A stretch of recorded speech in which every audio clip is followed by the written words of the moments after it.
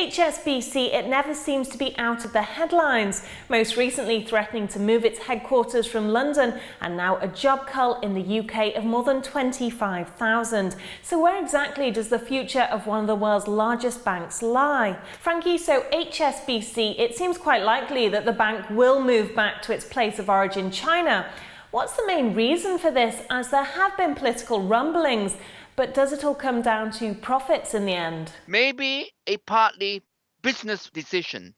Because of the tax levy the UK government tried to impose upon HSBC, which will make a big dent on its profit. On the back of HSBC's mind, if I were in the driver's seat, I would think carefully about the political ramification. Because moving a bank from one place to another as a headquarters is a major operation. So what are the for and against for moving back to Hong Kong, as stability must be an issue with the many protests we've been seeing of late? I don't think the protests were the ultimate issue. It's only a symptom of a trend. A Hong Kong Special Administration Region government looks towards Beijing for major decisions. And now in Hong Kong, HSBC is not the only player in town. It's not even a predominant political entity in town. We have the Bank of China,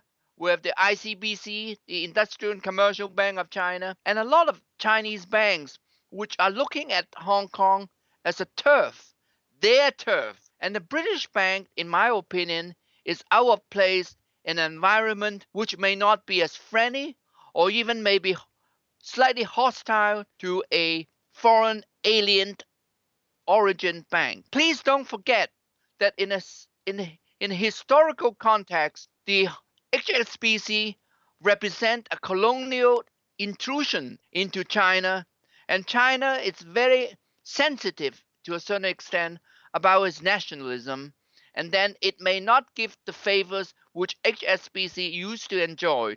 So in a way, the marketplace is going to be very competitive, and I'm not so sure HSBC would be as successful as it was in the past. And to stay in London, obviously tax-wise we're not overly favourable, but what do we have going for us? The British have a history of colonial governance. Its roots stands to Africa, the Middle East, and even the Russians are now coming to London to invest. If London maintains a very foreigner-friendly financial system, at the same time maintain a very cosmopolitan outlook and high-quality personnel in its financial industry, it will be the #1 center in the world. If HSBC tries to move out of London as its headquarters, I think it's a very bad signal to the London financial industry. What ambitions does HSBC have towards Asia now? One of the areas they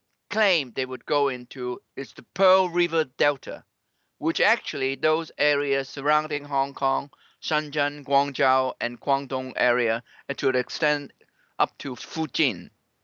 Now that's part of China which are very prosperous because they have a lot of small industries, and the Cantonese and the Guangdong people, they are very adventurous as compared to the Northerners, and the business environment is thriving. At a theoretical level, this is an area which HSBC could get into. Of course, there are political and bureaucratic decisions whether China would allow a foreign bank to play in a level playing field. And now onto the cuts. Chief Executive Stuart Gulliver pledging a new era of higher dividends, laid out plans to slash nearly 1 in 5 jobs worldwide and fix operations saddled with compliance costs and low interest rates. As such, HSBC's units in Turkey and Brazil were officially put on the block, and the UK has threatened to slash up to 25,000 jobs.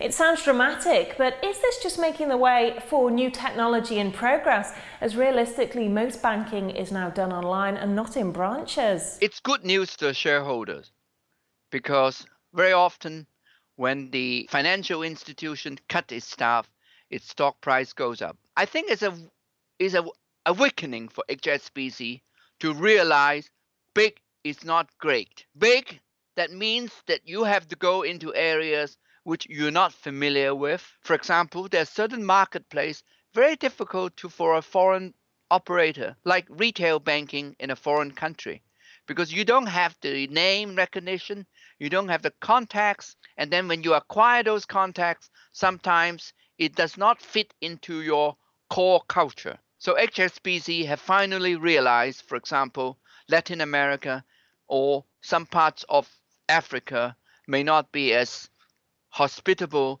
to HSBC as they anticipated. I think it is also important to HSBC to realize that structurally it has to change. First of all, you look at the history of HSBC, they relied on a lot of international offices. Most of them are white male from the United Kingdom. They are resistant to hire locally to be international officers. I think they have to change. HSBC has suffered a difficult few years with around $11.2 billion worth of regulatory charges imposed on it since 2011. And we mustn't forget the global banking industry as a whole has undergone a big shift in the aftermath of the financial crisis. All banks are restructuring and cutting back. So how can HSBC remain competitive in this new banking landscape? I think HSBC has a rude awakening when they decide to relocate the headquarters back to London. They think that they are white, Anglo-Saxon, British, and they went back to London. They were foreigners. So, in my opinion, the lobbying efforts of HSBC in London would have to be enhanced. They have to realize that even though you may look the same, but you aren't the same.